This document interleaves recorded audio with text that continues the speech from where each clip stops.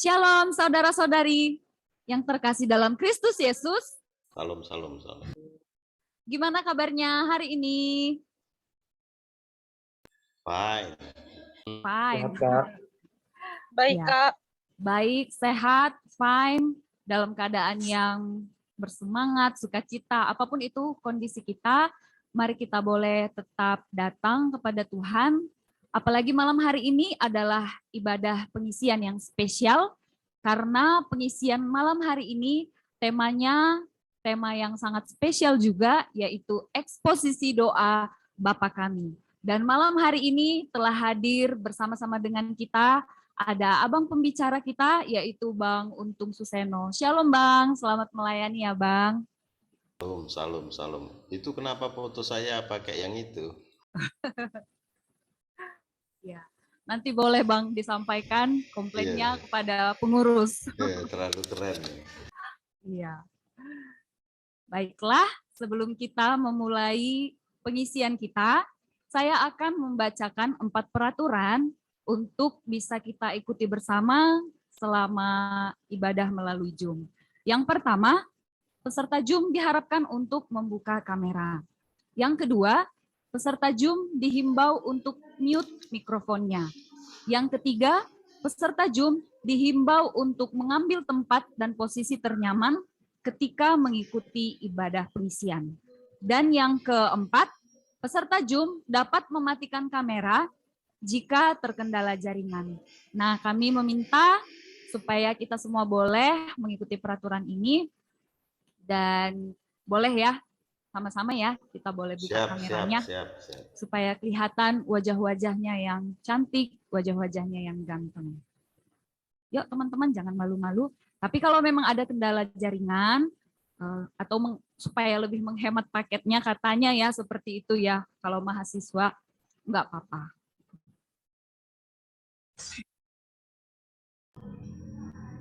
Gambar kucing. Iya, sepertinya semuanya menghemat paket kali ini ya.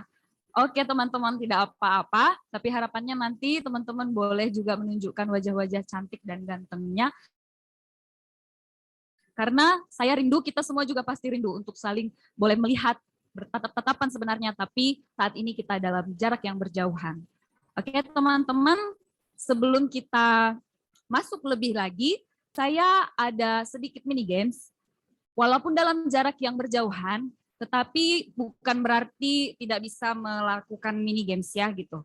Nah, saya akan memilih salah satu dari yang mewakili perempuan dan satu dari yang mewakili laki-laki untuk saya ajak dalam game ini gitu. Dan peraturannya seperti ini. Ketika saya mengatakan hai, teman-teman boleh menjawab kebalikannya. Halo gitu. Dan ketika saya mengatakan halo, teman-teman boleh menjawab saya dengan mengatakan hai. Seperti itu ya. Jelas ya instruksi dari saya. Oke, saya akan memilih mewakili yang perempuan terlebih dahulu. Ada di sini hadir kakak kami, Kak Sariwinda Gultom. Halo Kak Sariwinda Gultom, boleh dong Kak dibuka kameranya juga. Dan dibuka juga suaranya. Halo, Shalom Kak Sariwinda Gultom. Shalom, Kak. Hai Kak Sariwinda. Hai, Kak. Sudah salah duluan ya. Tadi saya katakan kalau hai, balasnya halo. Seperti itu ya Kak ya. Oke, Ya, boleh Kak. ya Kak ya? Ya, Kak. Oke, baiklah. Ini saya akan mengatakannya dan kakak harus membalas dengan sebaliknya. Siap ya Kak Sariwinda? Siap, Kak. Oke, mantap. Hello, hai Kak Sariwinda. Hai, hello. Hai, hello, Kak Awen. Oke, dari keempat kata itu ada satu yang salah, tapi itu sudah oke, sudah bagus ya. Oke. Nah, itu tadi yang mewakili perempuan. Dari yang laki-laki, saya melihat dari sini ada abang kami, Bang Andi Saputra Manurung. Hai Bang Andi, sudah lama tidak bersua ya Bang. Gimana kabarnya dari Natuna Bang? Boleh buka kameranya Bang atau buka suaranya gitu?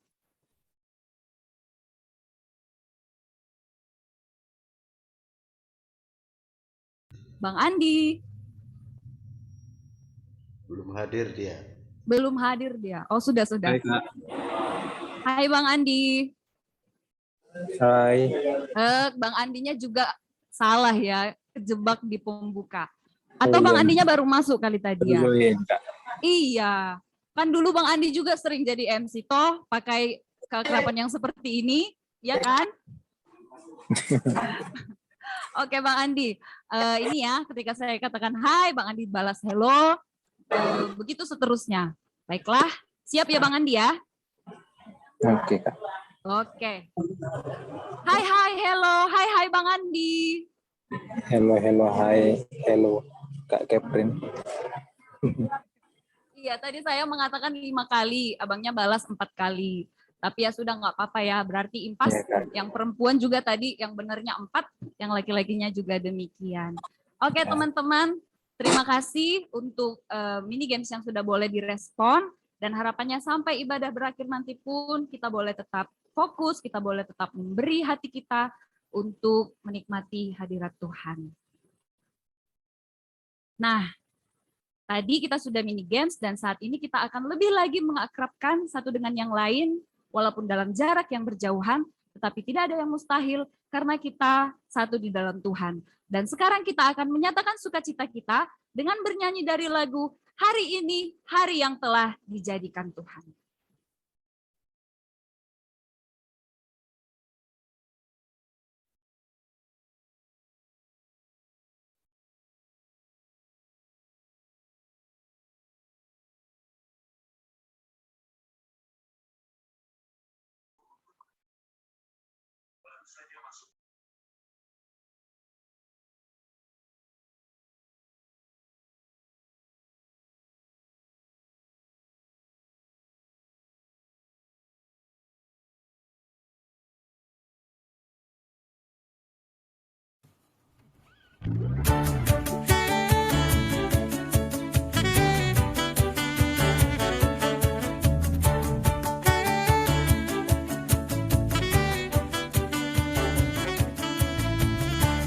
Hari ini, hari yang telah dijadikan Tuhan, mari kita bersuka.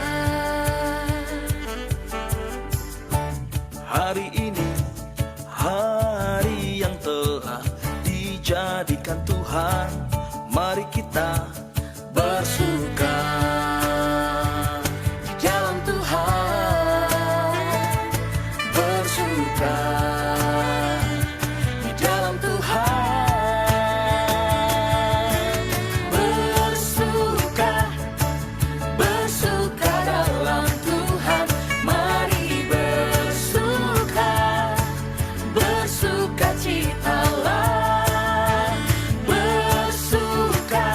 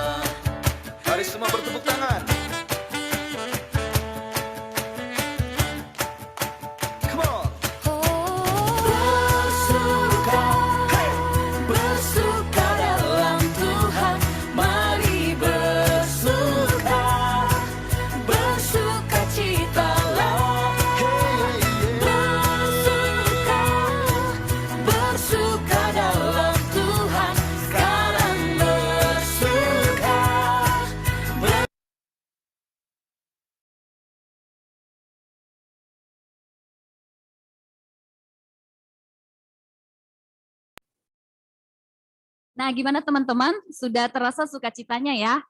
Walaupun dalam keadaan yang seperti apa kita menghadiri ibadah malam hari ini, tetapi tetaplah bersukacita, bukan karena keadaan yang membuat kita bersukacita, tapi dalam keadaan seperti apapun, kita harus tetap bersukacita. Dan jangan pernah bersukacita hanya karena dikendalikan oleh keadaan-keadaan yang kita alami. Dan sekarang kita akan menyiapkan hati kita, mari kita menundukkan diri, mari kita mengambil sikap berdoa, mari kita mempersiapkan hati, memfokuskan diri untuk menikmati hadirat Tuhan. Allah yang hidup, Allah yang kami sembah, Allah yang kami tinggikan dan kami muliakan, serta kami agungkan di tempat yang maha kudus. Engkaulah Allah satu-satunya penolong dalam kehidupan kami. Engkaulah Allah yang kami puja ya Allah. Engkaulah Allah yang selalu kami muliakan ya Tuhan. Kami kagum dan hormat akan kebesaran-Mu, akan kasih setia-Mu di dalam kehidupan kami yang tiada pernah berhenti memberkati kami, tiada pernah berhenti menolong, bahkan memelihara kehidupan kami. Tuhan Yesus yang baik, kami sungguh bersyukur ketika hari ini pun ada, kami boleh melewatinya dari pagi hingga ke malam hari. Kami sadar ya Tuhan, bukan karena kekuatan kami, bukan karena kemampuan kami, sehingga kami bisa menyelesaikan, mengerjakan aktivitas kami. Tetapi itu semua karena kasih dan kemurahan Tuhan. Itu semua karena berkat pertolongan-Mu ya Allah, yang membuat kami mampu kembali menjalani hari-hari kami. Bapa yang baik, terima kasih untuk berkat yang Tuhan sediakan sepanjang hari ini. Ajarlah kami untuk senantiasa mengucap syukur kepada-Mu ya Tuhan, dalam keadaan seperti apapun yang kami alami.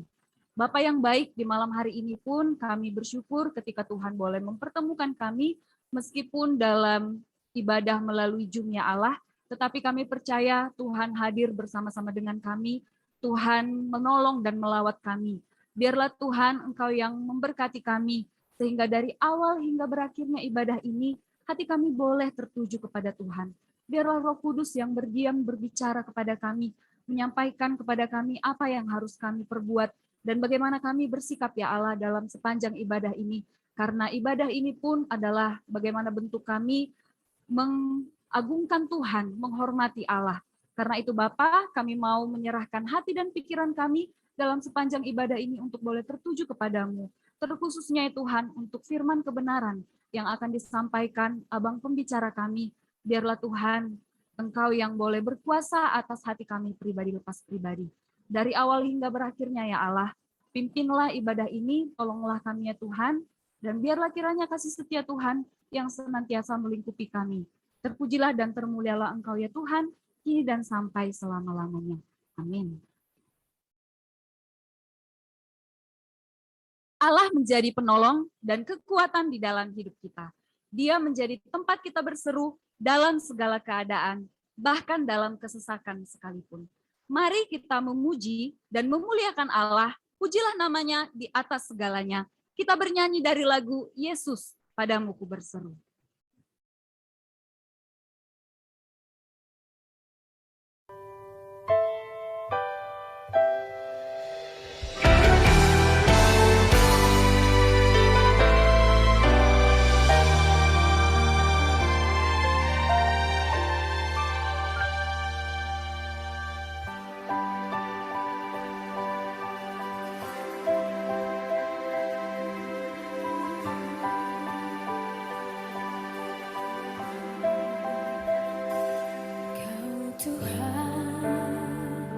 Penolong dalam hidupku, ku percaya hanya kepadamu. Kau pegang tanganku dan tuntun langkahku. Yesus, kau perlindunganku. Kau Tuhan, kekuatan dalam hidupku, penolongku dalam kesesakan. Kau gunung batuku dan pertahananku. Yesus, kau kemenanganku. Yesus,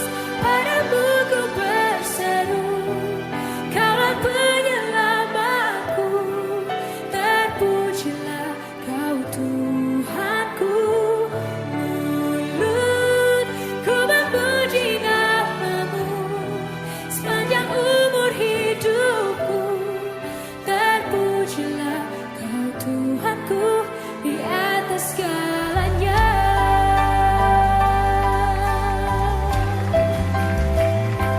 Kau Tuhan, kekuatan dalam hidupku, penolongku dalam kesesakan.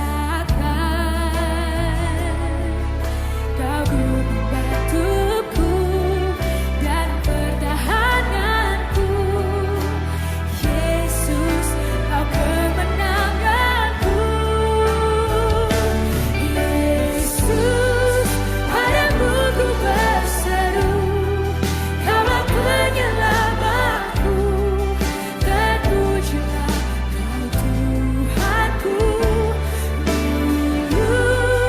Ku memuji namamu sepanjang umur hidupku. Terpujilah Kau Tuhanku di atas segalanya.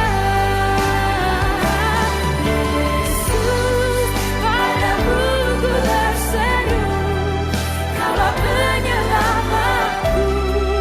Terpujilah Kau Tuhanku. Ku memuji namamu sepanjang umur hidupku. Terpujilah Kau Tuhanku di atas segalanya.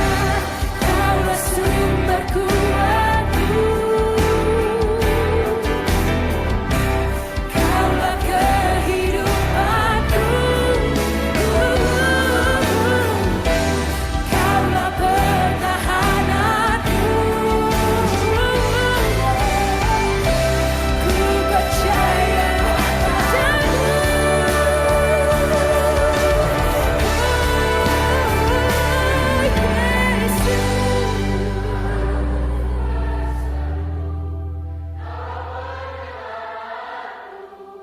Terpujilah Kau Tuhanku.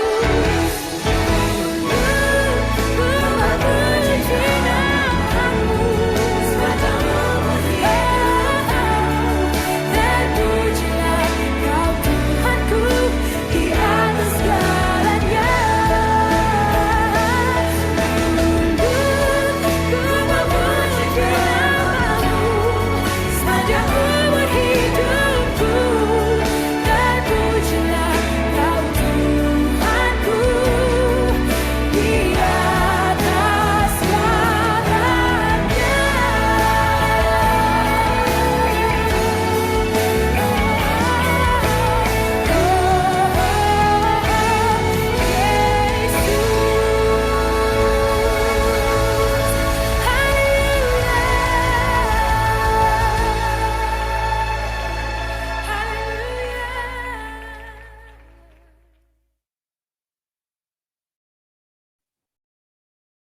Ada banyak hal yang patut kita syukuri, dan hari ini pun ada oleh karena kasih kemurahan Tuhan.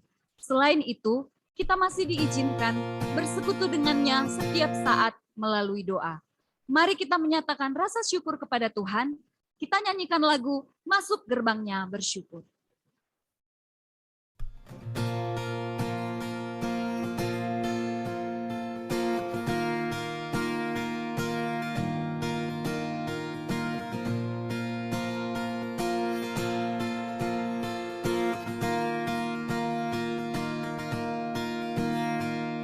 Masuk gerbangnya bersyukur dengan penuh pujian, bersuka di hadiratnya, nyanyi besarkan agung namanya, puji dia tiuplah sangkakala, musik dan tarian. Semua makhluk di bumi di surga dengan segenap hati naikkan pujian, sebab Tuhan baik, sebab Tuhan baik, sebab Tuhan baik, anugerahnya kekal selamanya, sebab Tuhan baik. Sebab Tuhan baik,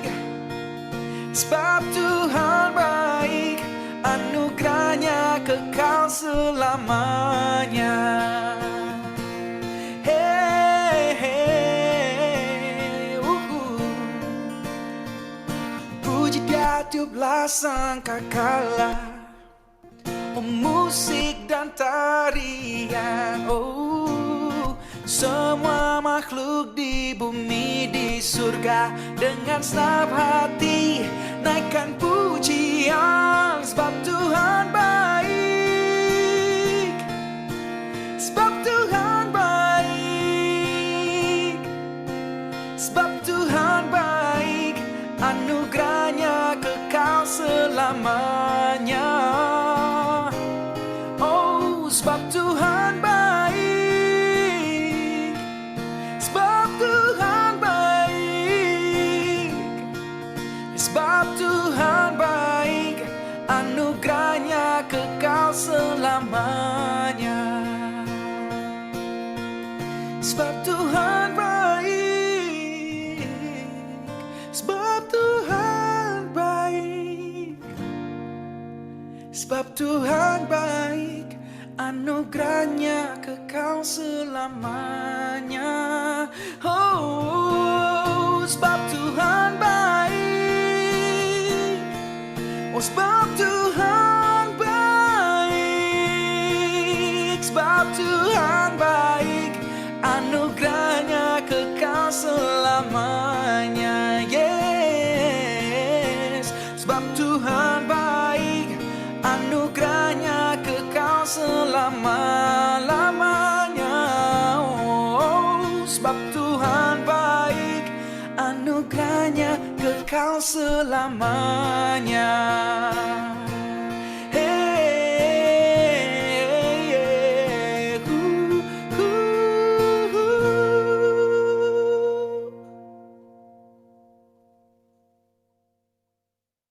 Firman Allah menjadi pedoman bagi kita untuk menjalani kehidupan.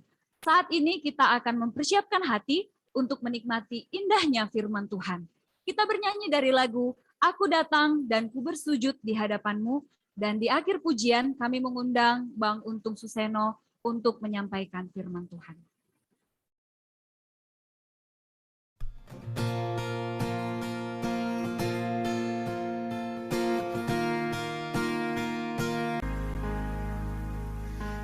Aku datang dan ku bersujud di hadapanmu, ku rasakan indah hadiratmu.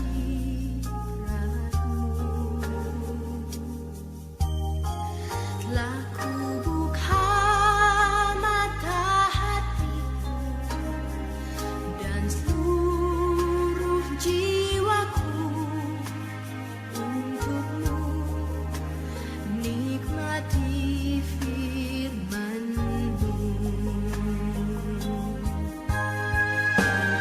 Firman-Mu yang kuasa untuk mengubah sikap hati.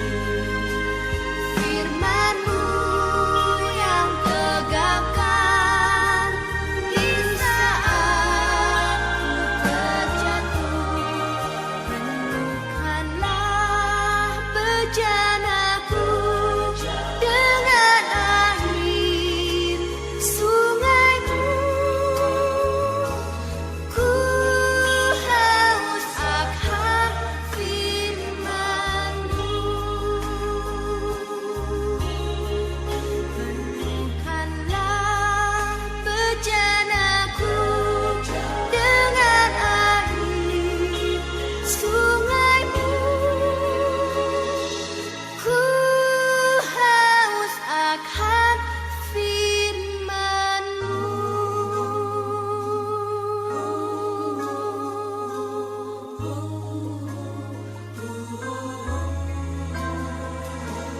Ku haus akan firman-Mu.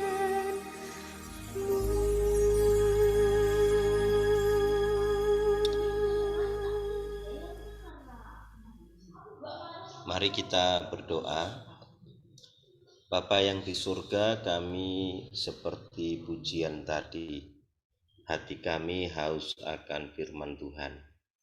Dan kiranya Engkau memuaskan kekeringan dan dahaga rohani kami dengan sabdamu, dan bersabdalah kepada kami, di dalam nama Tuhan Yesus kami berdoa. Amin. Selamat malam teman-teman, salam. Saya bersyukur ya malam hari ini kita ada bersama di tempat ini, dan saya diminta untuk share tentang eksposisi doa Bapa kami ya, doa Bapa kami. Jadi sebentar ya, ada sesuatu di PowerPoint saya tutup dulu baru saya buka lagi. Oke.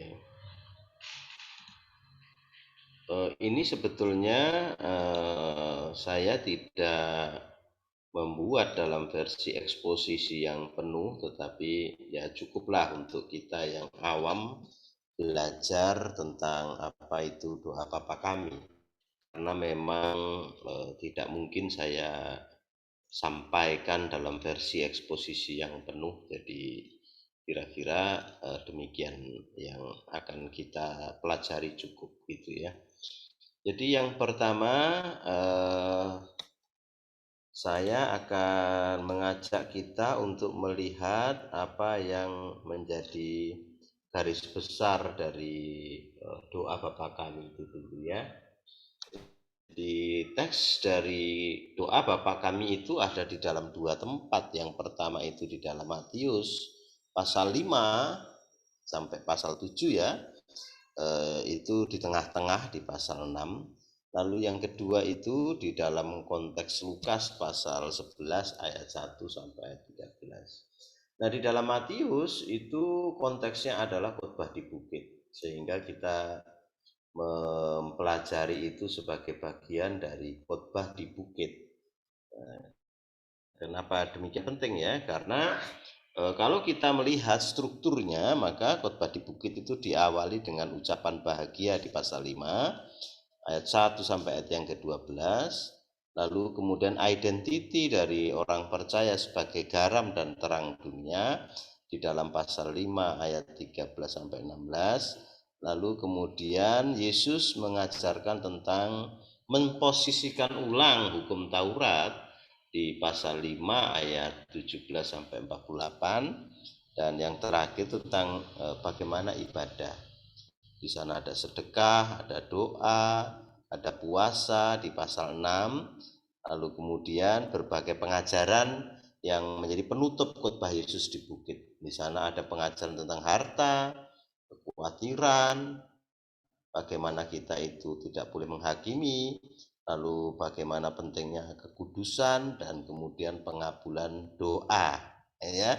Jadi ditutup dengan kesan pendengar di dalam pasal 7 ayat 28. Jadi ini adalah bagian dari keseluruhan struktur dari khotbahnya Yesus mengenai doa Bapa kami. Jadi sebetulnya kalau kita lihat baik-baik, maka doa Bapa kami itu adalah jawaban atas permohonan para murid di pasal 11 ayat 2 kitab Lukas, karena murid-murid berkata kepada Yesus, bertanya, Tuhan, ajarlah kami berdoa. Baru kemudian Yesus mengajarkan tentang doa Bapa kami itu ya. Nah, demikian teksnya. Nanti kita baca di setelah ini ya. Saya dahului saja dari ayat 5 sampai ayat 8 di dalam Matius ya.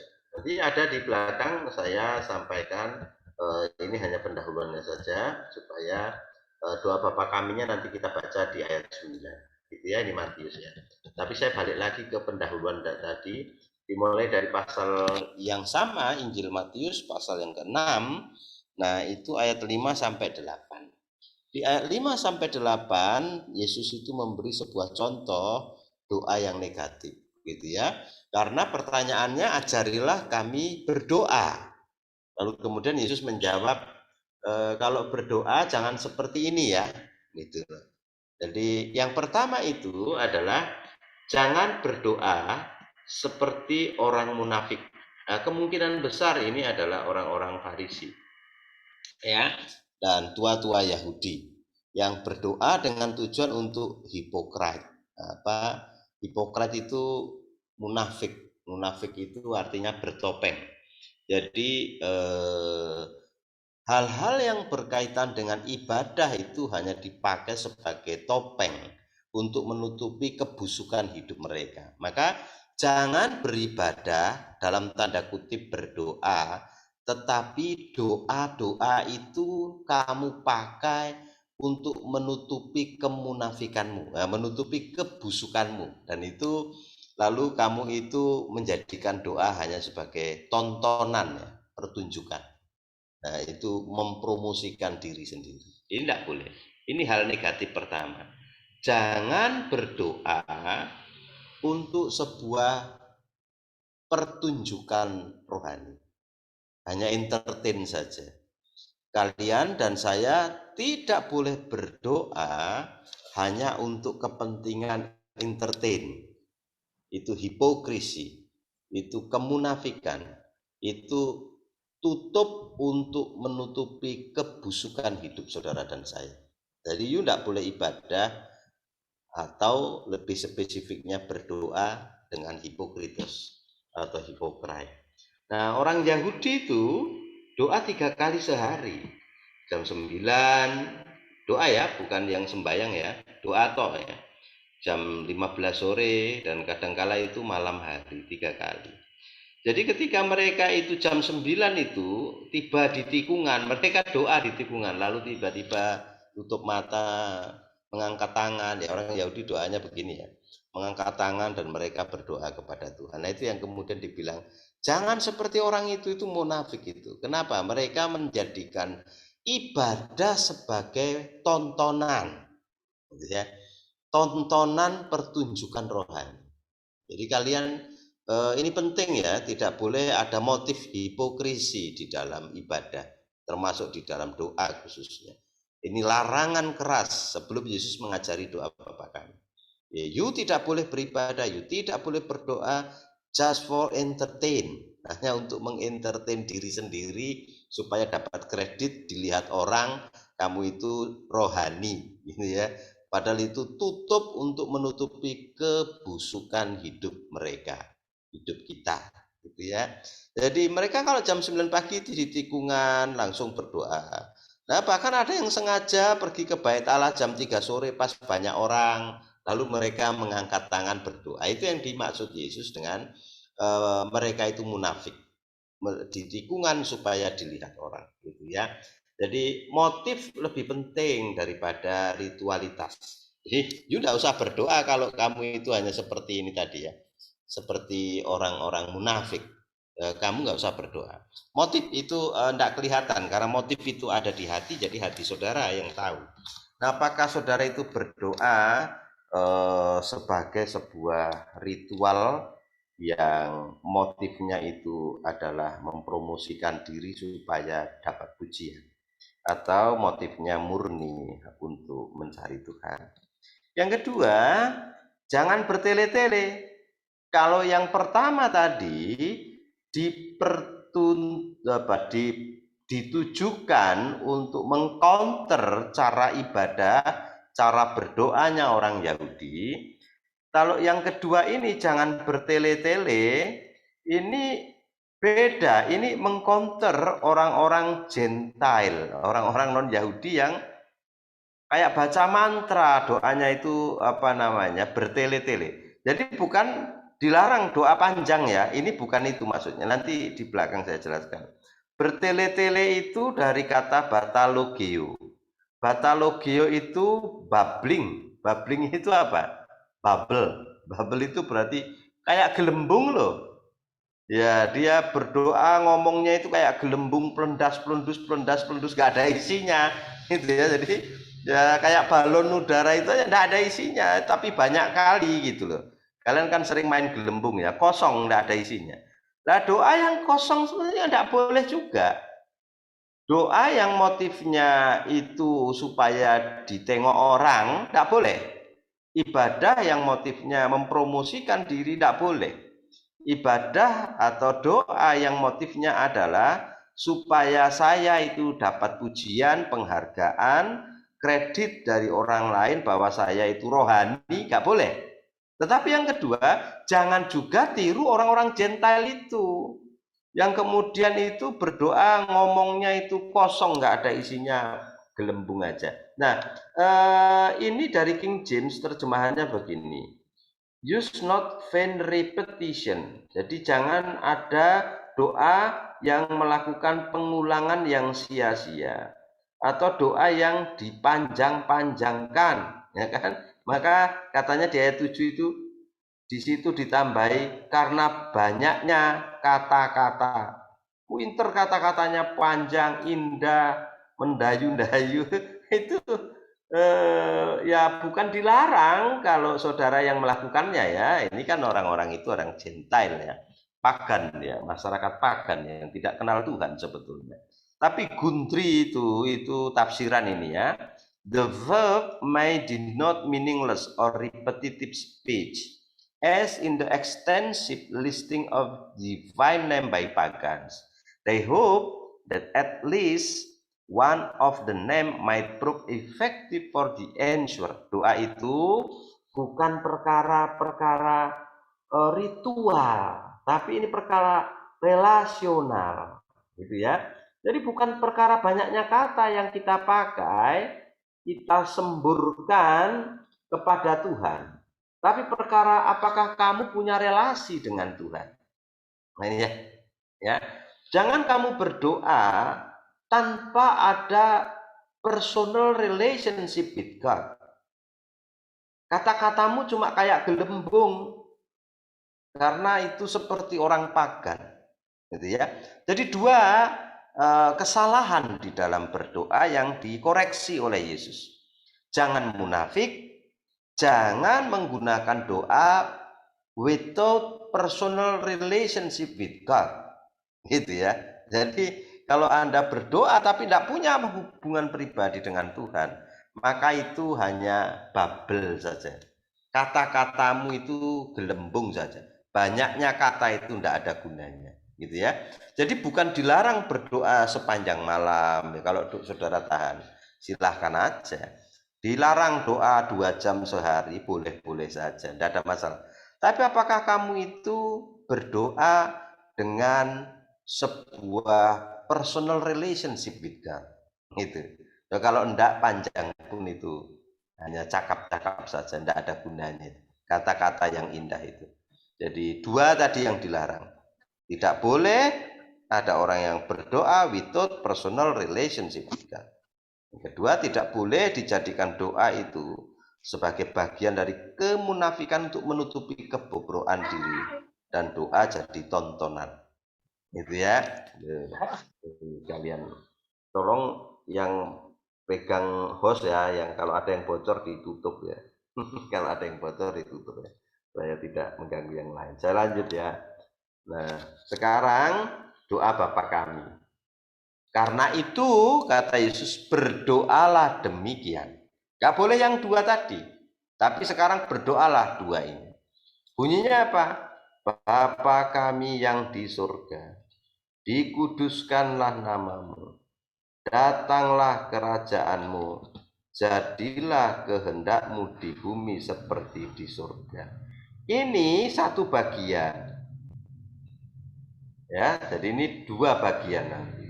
Yang kedua adalah berilah kami pada hari ini makanan kami yang secukupnya. Dan ampunilah kami akan kesalahan kami, seperti kami juga mengampuni orang yang bersalah kepada kami.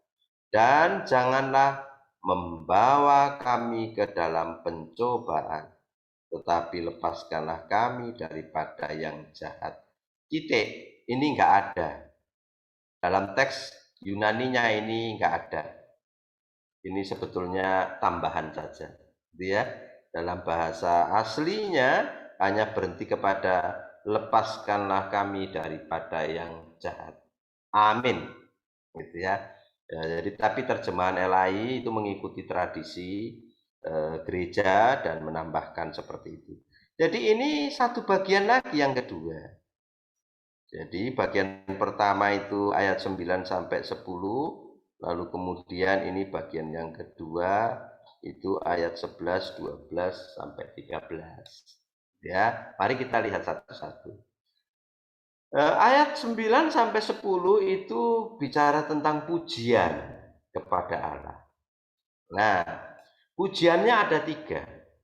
Pertama, dikuduskanlah namamu. Gitu ya. Apa ini artinya? Ini adalah permohonan. Ya, waktu berdoa, kamu harus memuji. Ya, dalam tanda kutip ini sebetulnya petisi. Maka ini bicara tentang petition. Bagaimana saudara itu punya roh yang memuji. Dan pujian itu disampaikan dalam sebuah pernyataan atau petisi. Petition. Dikuduskanlah namamu. Artinya apa? Agar Allah menguduskan namanya dalam hidup kita. Gitu ya. Ingat ya, namanya sudah kudus. Tapi namanya bisa tercemar melalui hidup kita, anak-anaknya. Maka doanya adalah dikuduskanlah namamu. Sebetulnya bicara tentang namamu itu yang kudus kiranya tetap kudus melalui apa? Melalui sikap saya setiap hari. Itulah. Jadi, dikuduskan namamu itu bukan berarti setiap doa kita itu mendoakan supaya nama Tuhan kudus, bukan. Tapi supaya namanya yang kudus itu tetap kudus, dikuduskan banyak orang melalui sikap hidup kita, gitu ya. Jadi kita itu menguduskan nama Allah dengan cara mematuhi, mentaati segala macam perintahnya. Nah, tetapi juga kita itu menajiskan nama Allah ya ketika kita itu melanggar perintahnya. Nah, dalam Imamat 22 ayat 31 32. Jadi gini loh. Jadi hidupmu dan hidupku bisa merusak nama Tuhan. Kan begitu? Hidupmu dan hidupku bisa mencoreng kekudusan nama Tuhan. Maka setiap pagi setelah bangun tidur berdoalah, dikuduskanlah namamu Tuhan. Biarlah namamu yang kudus itu di sepanjang hari ini terpelihara kekudusannya oleh kehidupanku di dalam diriku sebagai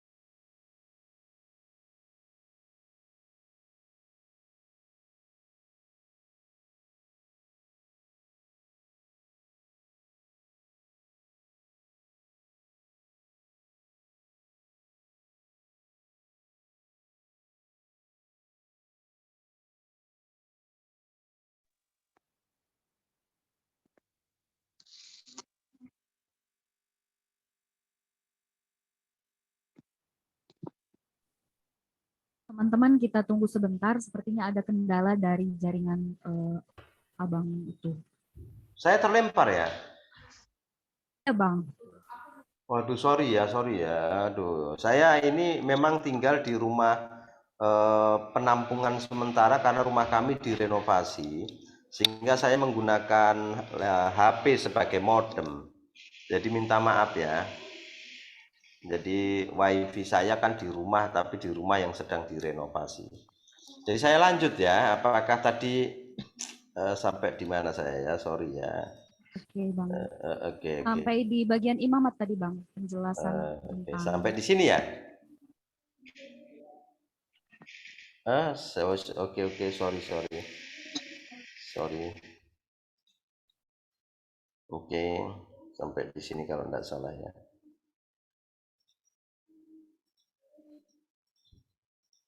Sampai di sini tadi ya, dikuduskan namamu ya.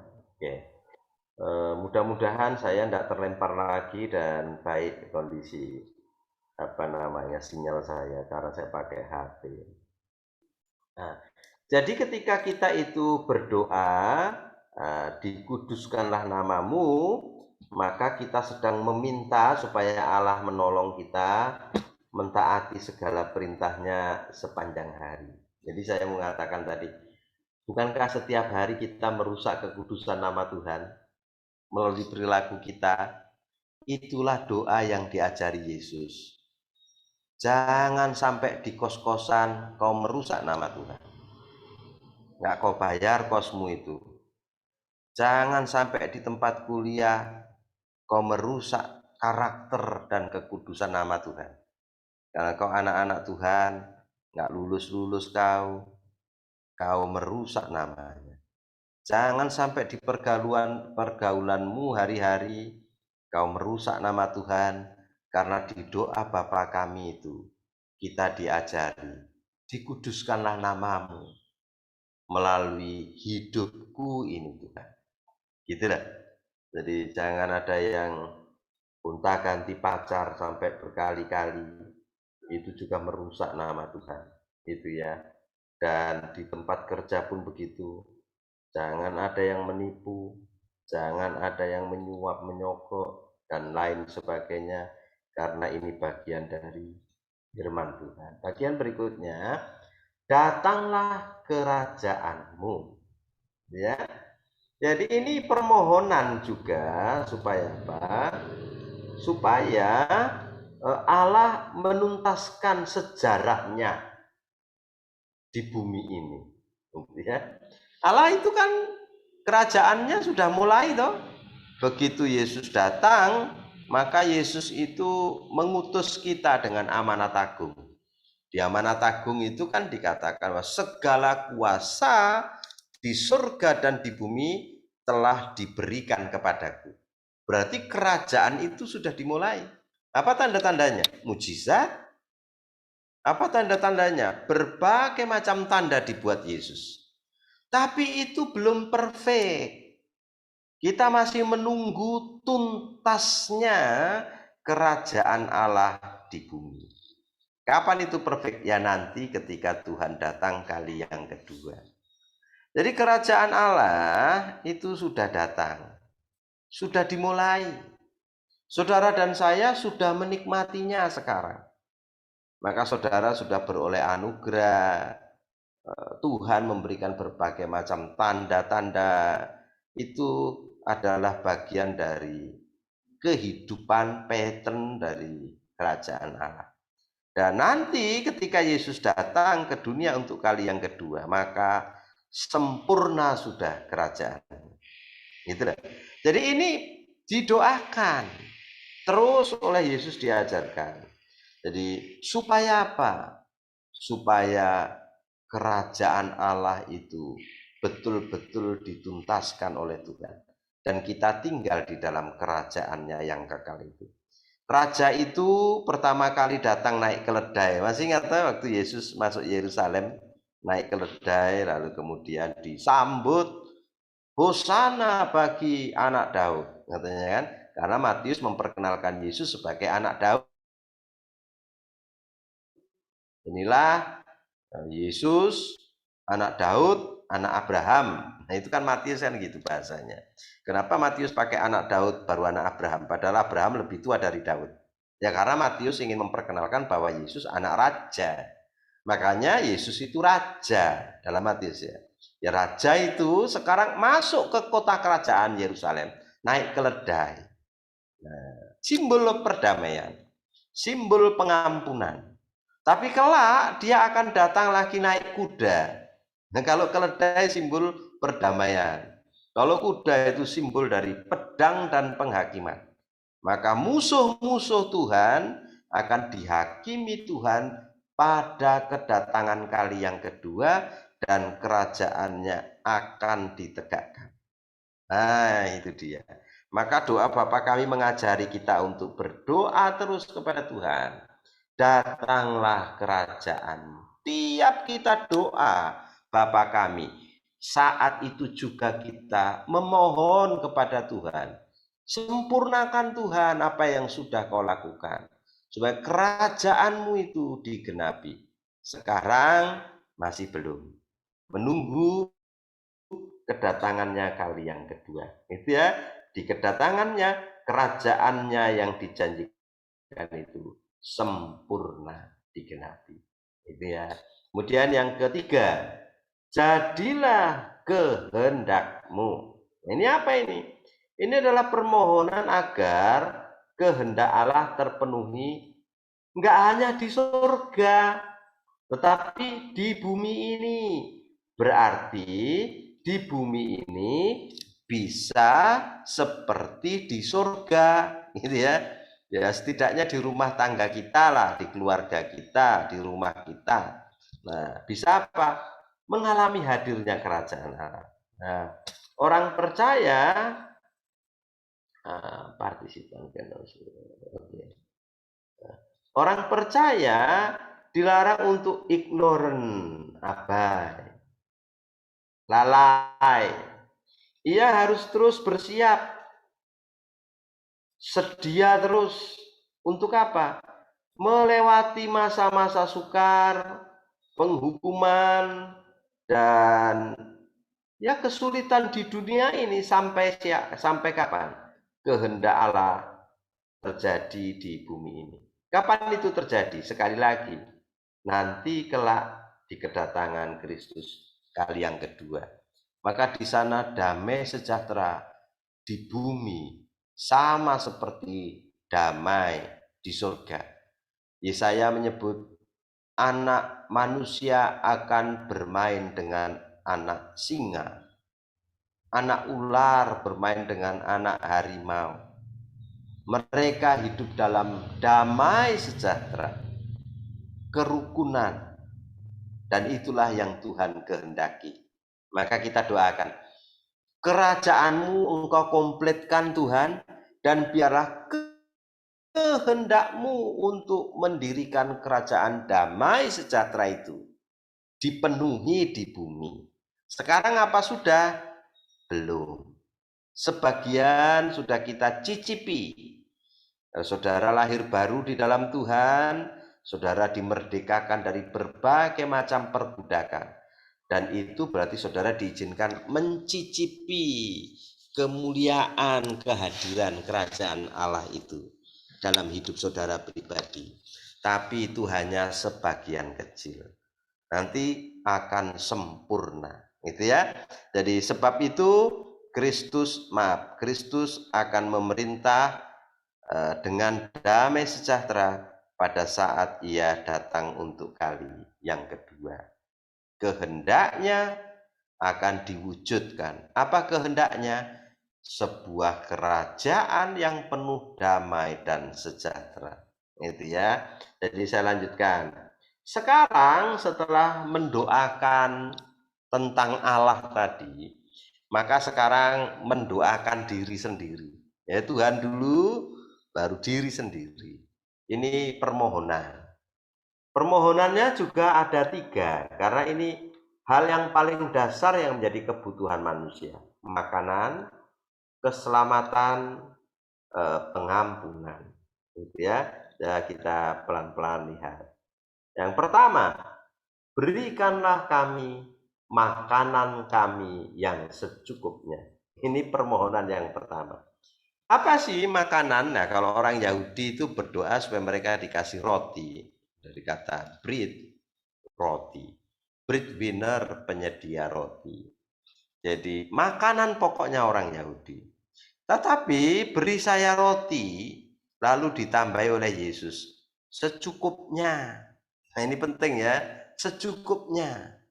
Loh berarti kita tidak boleh nabung ini, tidak boleh nyimpan ini, nggak boleh kita punya deposit ini, nggak boleh kita punya investasi. Bukan itu. Kalau begitu kita tidak boleh dong berinvestasi, diajari oleh Tuhan secukupnya aja, bukan itu. Sebetulnya ini adalah ajaran tentang kebergantungan. Gitu. Supaya apa? Supaya kamu sadar bahwa setiap hari hanya Tuhan yang berkuasa memberimu makan. Gitu. Jadi you boleh tidak punya apa-apa. Kamu tidak harus menanam. Burung tidak menanam. Kamu tidak harus menabur. Burung tidak menabur. Tetapi Tuhan memelihara dan memberinya makan tepat pada waktunya. Kalian sering dengar cicak itu tidak bisa terbang, tapi makanannya adalah binatang yang terbang. Kenapa? Karena makanan itu datang dari Tuhan. You boleh kaya, tapi ingat, kekayaan itu kapan saja boleh Tuhan ambil, you tidak punya makanan. Karena makanan datang dari Tuhan. Dan ini harus terjadi setiap hari. Bukan seminggu sekali. Kebergantungan itu mesti day by day. Tiap hari. Maka ini sebetulnya contoh yang dilakukan oleh Yesus itu diambil dari peristiwa mana di Keluaran 16 ayat 13 sampai 21. Ambil roti mana secukupnya untuk makan pagi, makan siang, makan sore. Sebab kalau sudah lewat sore, sekalipun kau punya plastik banyak, busuk itu makananmu. Untungnya tidak ada kulkas waktu itu ya. Jadi kita belajar bergantung sama Tuhan. Roti mana harus diambil secukupnya. Kalau 3 orang satu keluarga ya cukup untuk makan bertiga. Kau tidak usah pikirkan besok lah. Besok roti mana itu datang lagi. Tenang aja. Kenapa? Prinsipnya, yuk bergantunglah sama Tuhan. Sebab Tuhan yang memberimu makan. Gitu. Ya kalian nggak kerja pun dikasih makan oleh Tuhan. Tenang aja kalau mengenai makanan. Karena Tuhan yang memberi makan. Nah, apa yang terjadi di dalam peristiwa Keluaran itu adalah bagian dari penjelasan Yesus. Baik miskin maupun kaya, kedua orang itu harus berdoa sama. Doanya apa? Beri makanan kami pada hari ini yang secukupnya. Karena secara teologis mereka menyadari makanan berasal dari Tuhan. You boleh kaya, tapi makanan bisa hilang sekejap. You boleh miskin, tapi Tuhan pelihara. Ya bekerjalah.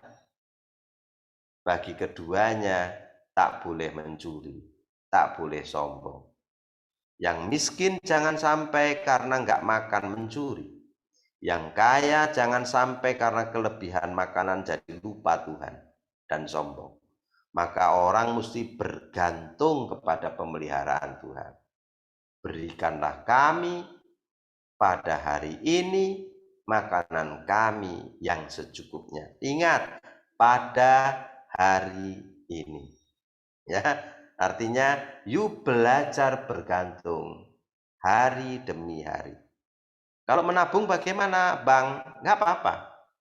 Investasi boleh. Itu bagian dari kebijaksanaan kita. Oleh karena Tuhan memberikan hikmat sehingga kita bisa mengelola dengan benar. Berkat yang diberikan Tuhan kepada kita. Tapi jangan bergantung pada investasimu. Jangan bergantung pada tabunganmu. Investasimu bisa kolab kapan saja. Kecuali Tuhan yang menolong. Kamu akan dipelihara. Makanan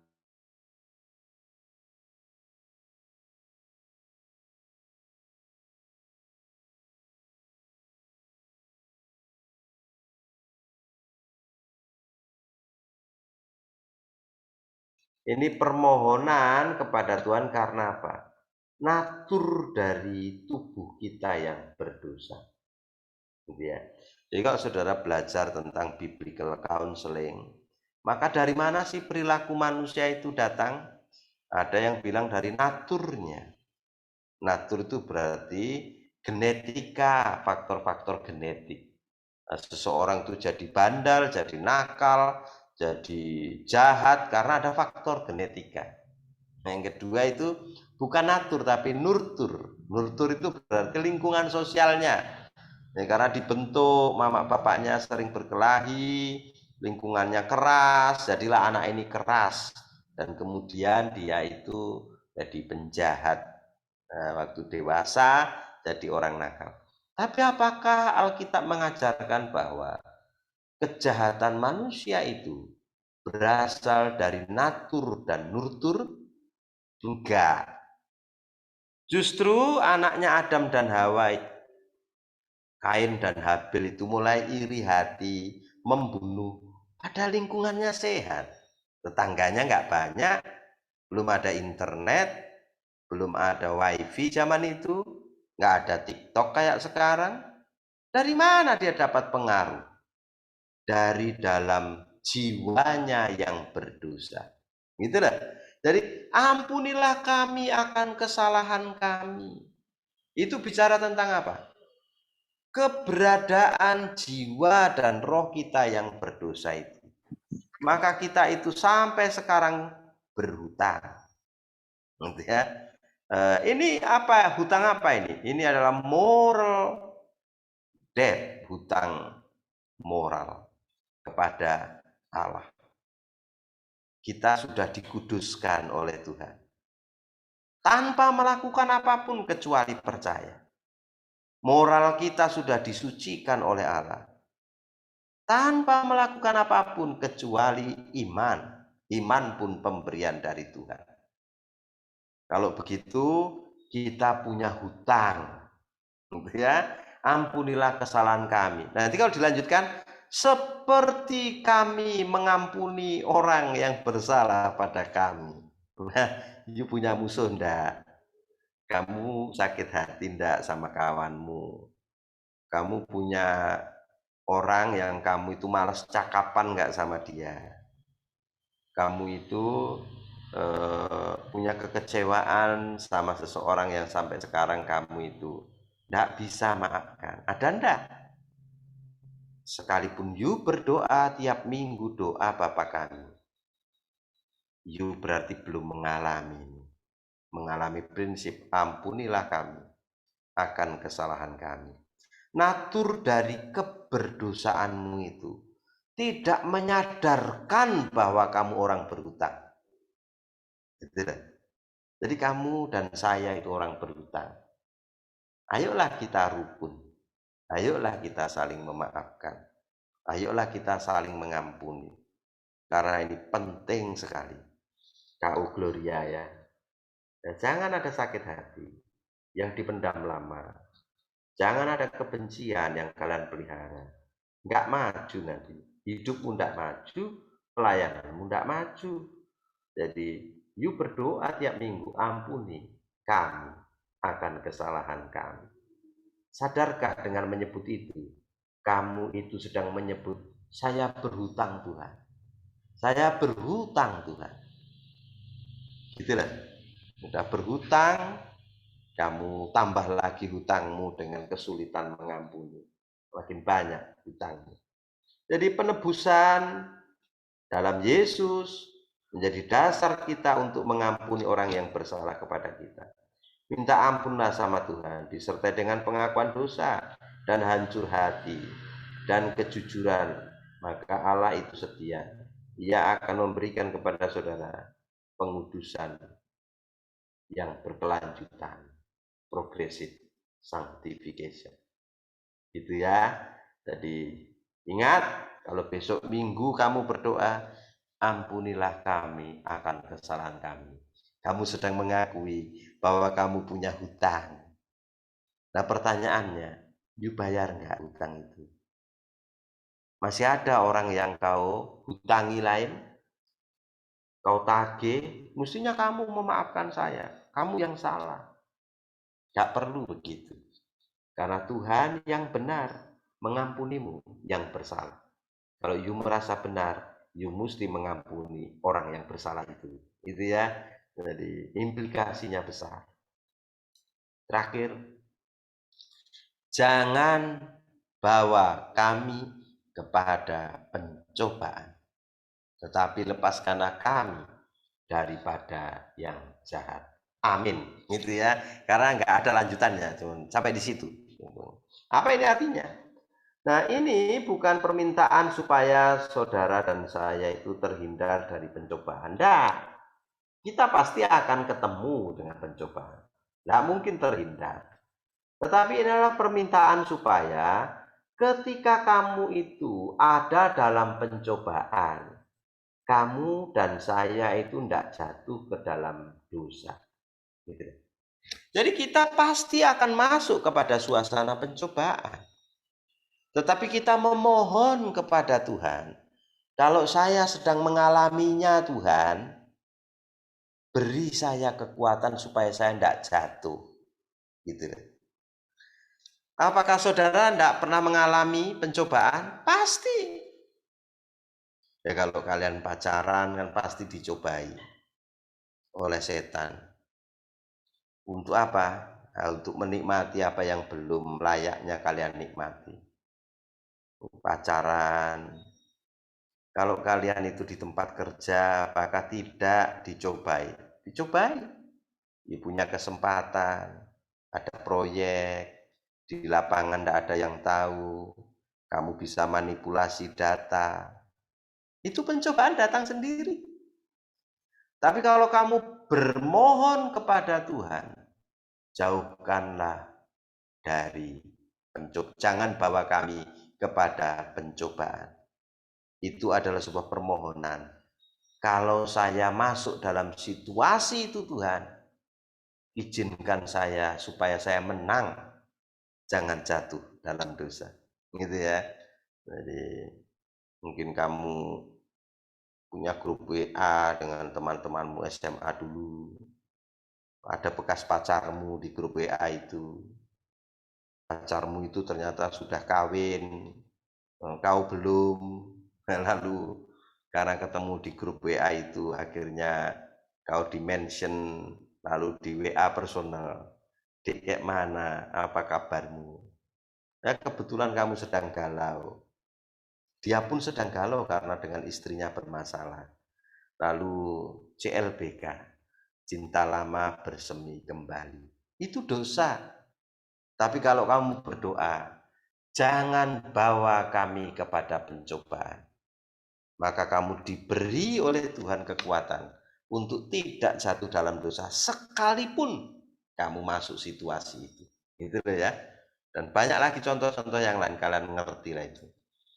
Jadi ini adalah supaya permintaan supaya Tuhan tidak mengizinkan kita untuk mendapat pencobaan yang menjatuhkan kita dalam dosa. Kata pencobaan pairasmos itu test trial. Ini sebetulnya ada editan saya tadi tapi lupa saya simpan sehingga hilang. Pairasmos itu pairasmos itu ada dua artinya. Pertama itu adalah tes yang datang dari luar diri kita. Berarti ini pihak dari luar. Apa saja. Bisa orang lain, bisa setan, bisa makanan, bisa jabatan, bisa duit, bisa idolatri, dan lain sebagainya.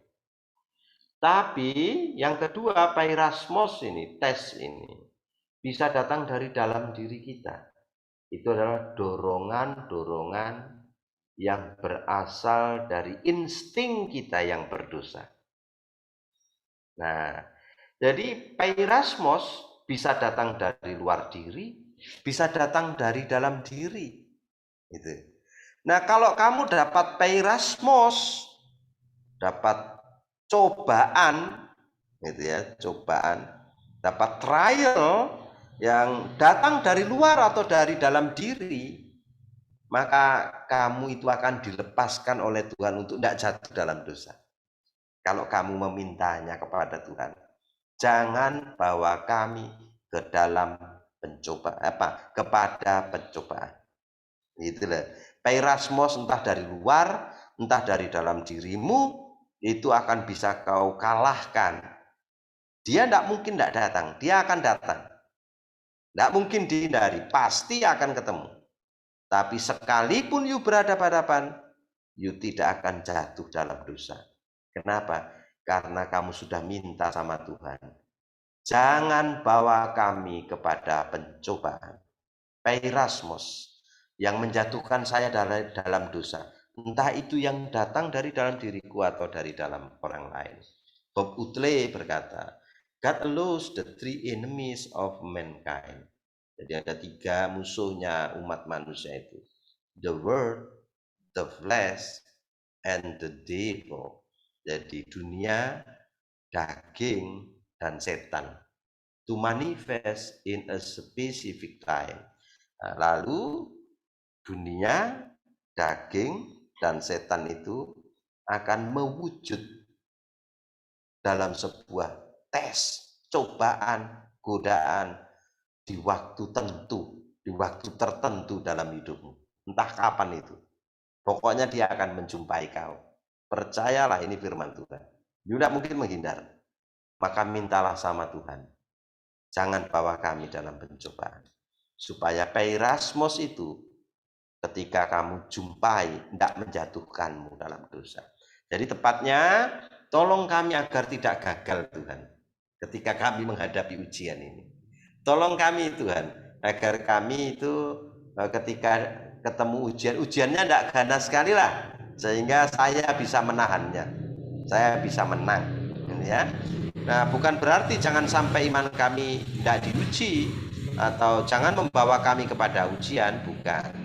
Nah, sementara kalimat karena engkaulah yang punya kerajaan, selanjutnya itu ya doa Bapa kami itu, karena engkau yang punya kerajaan dan kuasa dan kemuliaan sampai selama-lamanya. Itu doksologi yang ditambahkan oleh gereja. Jadi itu tidak ada dalam teks Yunaninya. Maka eksposisi kita tentang doa Bapa kami berhenti sampai di situ. Kesimpulan penutup. Berdoalah dengan memuji Allah. Muliakanlah namanya. Bapa kami yang di surga, dikuduskanlah namamu. Datanglah kerajaanmu, jadilah kehendakmu.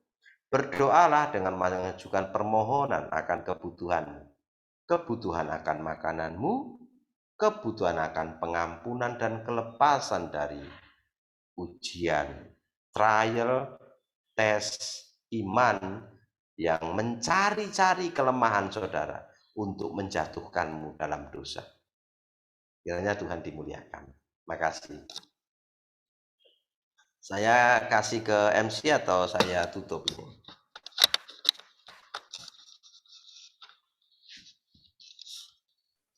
Tutup di dalam doa.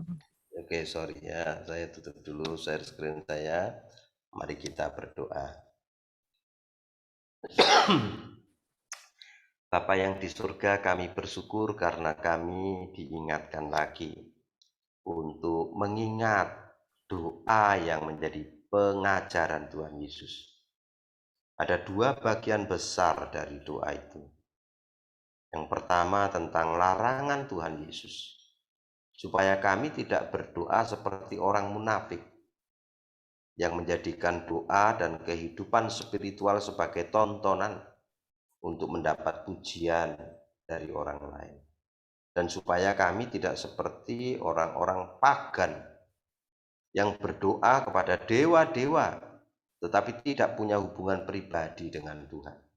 Panjang pun kalimat dan ucapan yang kami katakan, itu tidak ada gunanya. Itu seperti bubble, itu hanya seperti gelembung udara yang kosong, tidak ada nilainya. Biarlah kami berdoa dengan motif yang benar, dan biarlah kami berdoa dengan relasi yang dalam dengan Tuhan secara personal. Terima kasih Tuhan, Kau mengajari kami. Engkau juga mengingatkan kami untuk berdoa dengan 2 hal yang mendasar. Engkau mengingatkan supaya kami mulai memuliakan Allah ketika berdoa.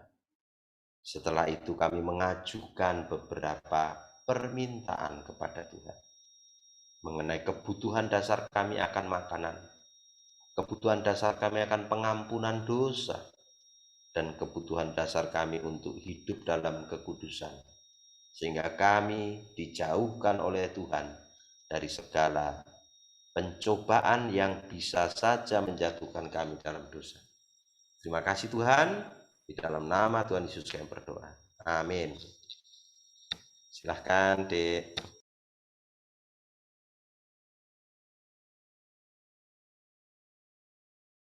Sungguh indah kebenaran firman Tuhan yang telah disampaikan Abang Pembicara kita. Hendaklah kita memiliki sikap hati yang benar dalam berdoa, tidak berdoa dengan sikap yang munafik, tetapi bersungguh-sungguh karena kita sadar sepenuhnya hidup kita ini bergantung kepada Tuhan dan kita membutuhkan relasi yang hidup secara pribadi dengan Tuhan. Doa Bapa kami menjadi doa yang Tuhan ajarkan agar kita pun dapat berdoa demikian. Mari kita jadikan berdoa sebagai gaya hidup orang percaya. Mari kita menyatakan komitmen kita kepada Tuhan dengan bernyanyi dari lagu Bapa Kami yang di surga, dan di akhir pujian kami kembali mengundang Bang Untung Suseno untuk menutup keseluruhan pengisian ini di dalam doa.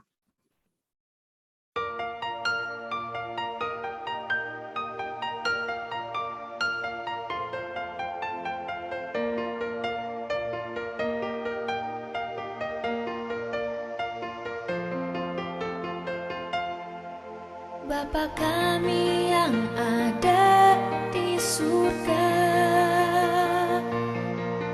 dimuliakanlah nama-Mu.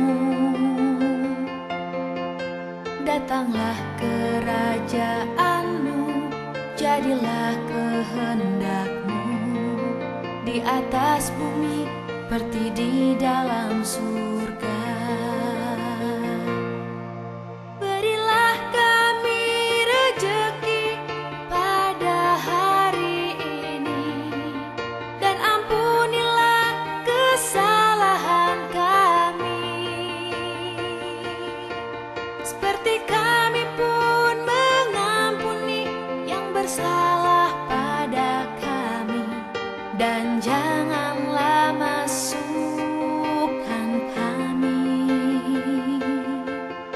Dalam pencobaan, tetapi bebaskanlah kami dari yang jahat.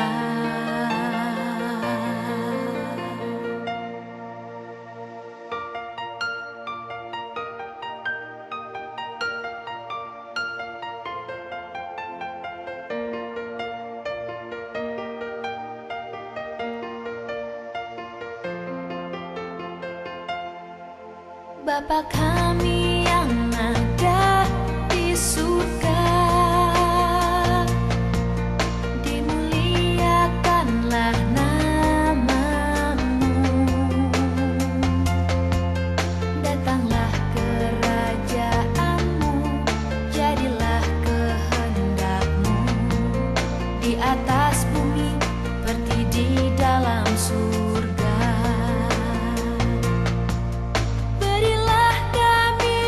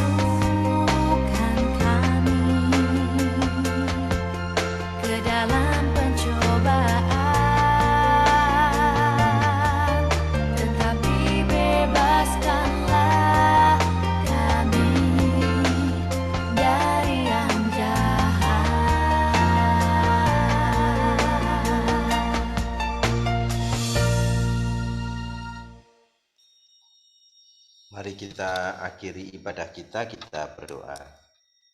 Terpujilah Tuhan yang mengasihi kami dan menerima kami sebagai anak-anak-Mu di dalam kerajaan-Mu. Kami bersyukur karena Engkau sudah mengajari kami dengan firman-Mu, bahkan memberikan kepada kami hati yang menyembah. Kami akan mengakhiri persekutuan kami, kiranya Tuhan memberkati PDO Gloria. Kau pakai untuk menjangkau banyak jiwa, sehingga nama Tuhan dimuliakan di tempat itu. Kami menyerahkan hidup kami selanjutnya dalam pemeliharaan tangan Tuhan. Engkau yang menyertai dan memberkati kami semua. Mari siapkan hati kita dan terimalah berkat Tuhan. Kasih karunia dan damai sejahtera dari Allah Bapa Tuhan kita, dalam persekutuan dengan Roh Kudus, dan di dalam nama Putranya yang tunggal, Tuhan kita Yesus Kristus. Kiranya damai sejahtera itu memelihara hati dan pikiran kita, mulai sekarang sampai di kekekalan zaman. Amin. Bapa, terima kasih. Bapa, terima kasih. Bapa, terima kasih.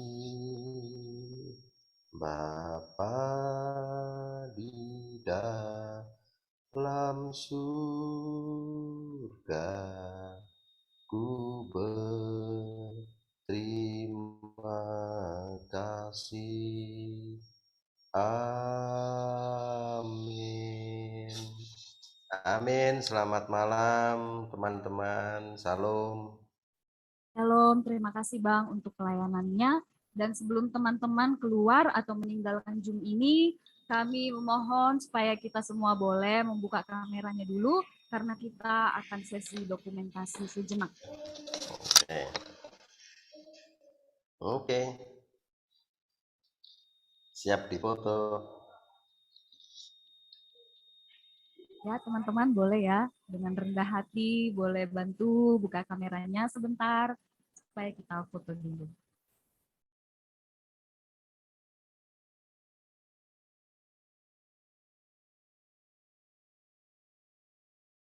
Oke.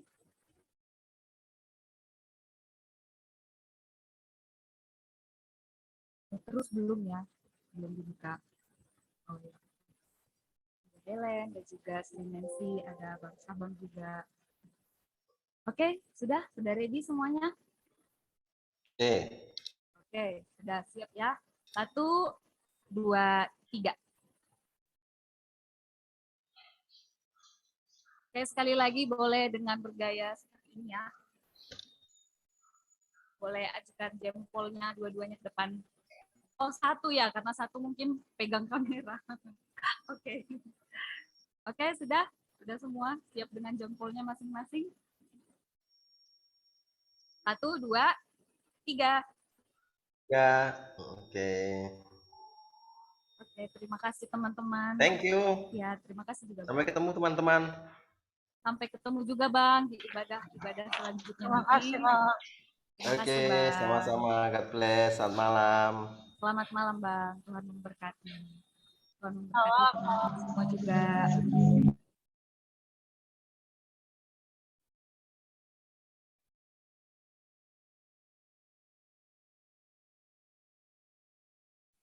Terima kasih teman-teman sudah bergabung.